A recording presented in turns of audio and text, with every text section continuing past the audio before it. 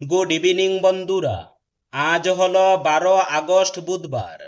আজকের বরাক উপত্যকা তথা আসামের শ্রীভূমি, শিলচর, হাইলাকান্দি এবং ভারতের বিভিন্ন প্রান্তের আজকের সন্ধ্যার বিশেষ বিশেষ খবরগুলি হল: ফেব্রুয়ারি মার্চে 2 মাস মুখ্যমন্ত্রীর জীবন প্রেরণা প্রকল্পের টাকা পেয়েছিলেন স্নাতক উত্তীর্ণ সুবিধাভোগীরা, কিন্তু সরকারের হাতে বাজেট না থাকায় বন্ধ হয়েছিল ওই প্রকল্প। তবে সেপ্টেম্বরের প্রথম সপ্তাহ থেকে জীবন প্রেরণা প্রকল্পের সুবিধা বিতরণ ফের শুরু হবে। মঙ্গলবার মন্ত্রিসভার বৈঠকে ওই সিদ্ধান্ত হয়েছে। তাছাড়া সিএম ফ্লাইট প্রকল্পের অধীনে বিদেশি ভাষা শেখার জন্য ছাত্রছাত্রীদের 1.5 লক্ষ টাকা করে স্কলারশিপ দেওয়ার সিদ্ধান্ত হয়েছে মন্ত্রিসভায়। মঙ্গলবার রাতে মন্ত্রিসভার বৈঠকের পর মুখ্যমন্ত্রী হিমন্ত বিশ্ব শর্মা বলেন, ভোটের আগে শুরু করা হয়েছিল মুখ্যমন্ত্রীর জীবন প্রেরণা প্রকল্প। এর অধীনে স্নাতক ছাত্রছাত্রীদের প্রতিযোগিতামূলক পরীক্ষার প্রস্তুতি নেওয়ার জন্য 2,500 টাকা করে দেওয়া হয় এক বছর। 48,346 জন সুবিধাভোগী ফেব্রুয়ারি মার্চে 2 মাস ওই প্রকল্পের টাকা পান, কিন্তু সরকারের হাতে পূর্ণাঙ্গ বাজেট না থাকায় প্রকল্পটি সাময়িক বন্ধ ছিল। তবে সেপ্টেম্বরের প্রথম সপ্তাহে ফের চালু করা হবে জীবন প্রেরণা প্রকল্প। 48,346 জন স্নাতক মাসে 2,500 টাকা করে পাবেন। এর জন্য 118.58 কোটি টাকা মঞ্জুরের প্রস্তাব অনুমোদিত হয়েছে মন্ত্রিসভায়, জানিয়েছেন মুখ্যমন্ত্রী। সেন্সাসের নামে টাকা আদায়, প্রতারকদের ফাঁদে পা না দেওয়ার আহ্বান কমলাক্ষ পুরকাইস্তের। দেশব্যাপী শুরু হয়েছে সেন্সাস 2027, আর এই সেন্সাস শুরু হতেই সক্রিয় হয়ে উঠেছে সিন্ডিকেট রাজ।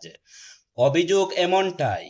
এ ব্যাপারে সজাগ দৃষ্টি রাখতে, অর্থাৎ প্রতারক চক্রের ফাঁদে পা না দিতে কাটিগড়ার জনগণের প্রতি আর্জি জানিয়েছেন কাটিগড়ার বিধায়ক কমলাক্ষ পুরকাইস্ত। অভিযোগ উঠেছে 2 আগস্ট থেকে শুরু হওয়া সেলফে এনুমারেশনের নামে সাধারণ মানুষকে ভুল বুঝিয়ে টাকা সংগ্রহ করতে সক্রিয় হয়ে উঠেছে একে সিন্ডিকেট চক্র, এবং এই কাজের জন্য প্রতারক চক্রটি কোনো কোনো জায়গায় এসএইচজির মহিলাদের ব্যবহার করছে বলেও অভিযোগ উঠেছে। বিভিন্ন এলাকায় সেলফে এনুমারেশন করিয়ে দেওয়ার কথা বলে কাঠিগড়ায় পরিবার প্রতি 200 থেকে 500 টাকা পর্যন্ত এই প্রতারক চক্রটি সংগ্রহ করছে বলেও অভিযোগ। উল্লেখ্য, 16 আগস্ট পর্যন্ত সাধারণ মানুষ চাইলে মোবাইলের মাধ্যমে নিজেরাই অনলাইনে সেলফে এনুমারেশন বা স্বগণনা করতে পারবেন। তবে এটি বাধ্যতামূলক নয়। কেউ সেলফে এনুমারেশন না করলেও সেন্সাসের কাজে কোনো অসুবিধা হবে না। এখনও স্বাভাবিক হয়নি ক্ষতিগ্রস্ত নিউহারাঙ্গাজাও স্টেশন সংলগ্ন 118/13 কিলোমিটার অংশ।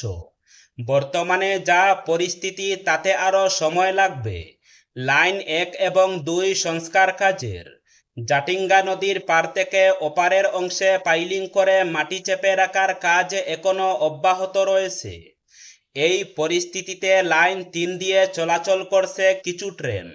এমন অবস্থায় শুধু ডিমা হাসাও নয়, বরাকসহ পার্শ্ববর্তী রাজ্য ত্রিপুরা, মিজোরাম ও মণিপুরের অসংখ্য যাত্রী প্রচণ্ড বিপাকে পড়েছেন।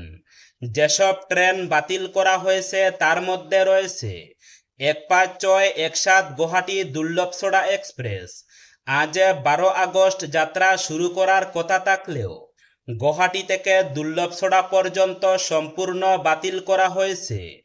1568 দুর্লভছড়া গুয়াহাটি এক্সপ্রেস 13 আগস্ট যাত্রা শুরু করার কথা থাকলেও দুর্লভছড়া থেকে গুয়াহাটি পর্যন্ত বাতিল করা হয়েছে। 1515 গুয়াহাটি শিলচর এক্সপ্রেস আজ 12 আগস্টের যাত্রা গুয়াহাটি থেকে শিলচর পর্যন্ত বাতিল করা হয়েছে। 1516 শিলচর গুয়াহাটি এক্সপ্রেস 13 আগস্টের যাত্রা শিলচর থেকে গুয়াহাটি পর্যন্ত বাতিল করা হয়েছে। এছাড়াও কয়েকটি ট্রেনের ছাড়ার সময় পরিবর্তন করা হয়েছে। 1550 নারাঙ্গি আগরতলা এক্সপ্রেস আজ 12 আগস্ট নারাঙ্গি থেকে রাতে 10:30 ছাড়বে। 1549 আগরতলা নারাঙ্গি এক্সপ্রেস আজ 12 আগস্ট আগরতলা থেকে রাতে 11:30 ছাড়বে। 1509 গুয়াহাটি সাইরাং এক্সপ্রেস আজ 12 আগস্ট গুয়াহাটি থেকে রাতে 11:30 ছাড়বে। 1510 সাইরাং গুয়াহাটি এক্সপ্রেস আজ 12 আগস্ট সাইরাং থেকে রাতে 9:30 ছাড়বে। 1511 রঙ্গিয়া শিলচর এক্সপ্রেস আজ 12 আগস্ট রঙ্গিয়া থেকে রাতে 11:30 ছাড়বে। 1512 শিলচর রঙ্গিয়া এক্সপ্রেস 13 আগস্ট শিলচর থেকে ভোর 5টায় ছাড়বে। 1546 শিলচর চারলাপল্লী এক্সপ্রেস 13 আগস্ট শিলচর থেকে ভোর 4:10 ছাড়বে। সেডাফাটা মলিন কাগজের নোটের দিন এবার শেষ হতে চলেছে। দেশে চালু হচ্ছে 10 ও 20 টাকার প্লাস্টিক বা পলিমার নোট। মঙ্গলবার সংসদে 100 কোটি পলিমার ব্যাংক নোট চালুর অনুমোদন দিল কেন্দ্রীয় সরকার।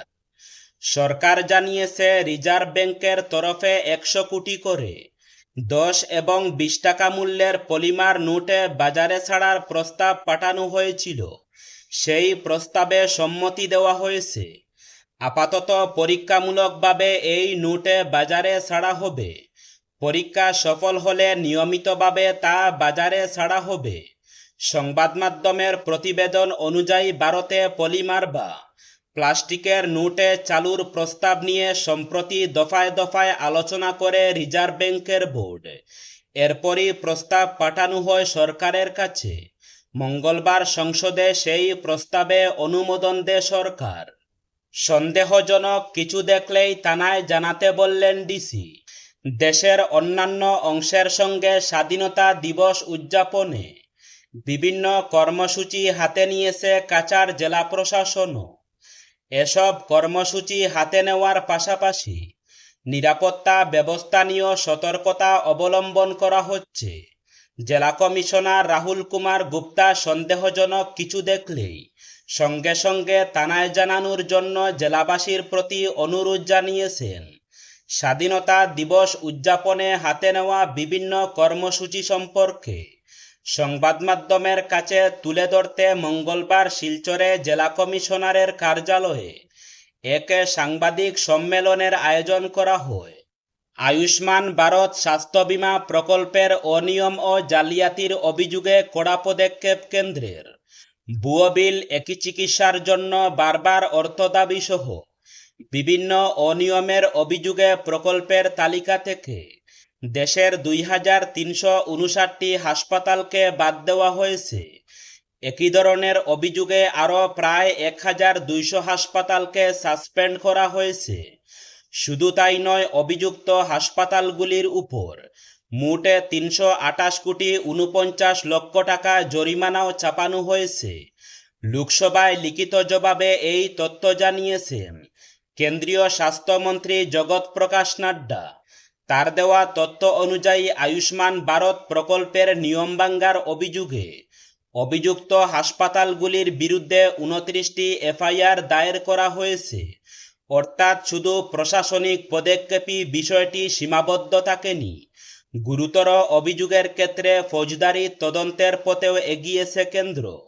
হাসপাতালগুলির অনিয়ম শনাক্ত করতে প্রযুক্তির সাহায্য নিচ্ছে জাতীয় স্বাস্থ্য কর্তৃপক্ষ। কৃত্রিম বুদ্ধিমত্তা এবং যন্ত্রশিক্ষা প্রযুক্তির মাধ্যমে ভুয়ো চিকিৎসা বিল, একই দাবির পুনরাবৃত্তি এবং সন্দেহজনক আর্থিক লেনদেনের মতো বিষয় চিহ্নিত করা হচ্ছে। কেন্দ্রের দাবি, এই প্রযুক্তির সাহায্যে কোনো কোনো ক্ষেত্রে মাত্র 24 ঘন্টার মধ্যেই সন্দেহজনক দাবি শনাক্ত করে প্রয়োজনীয় ব্যবস্থা নেওয়া সম্ভব হচ্ছে।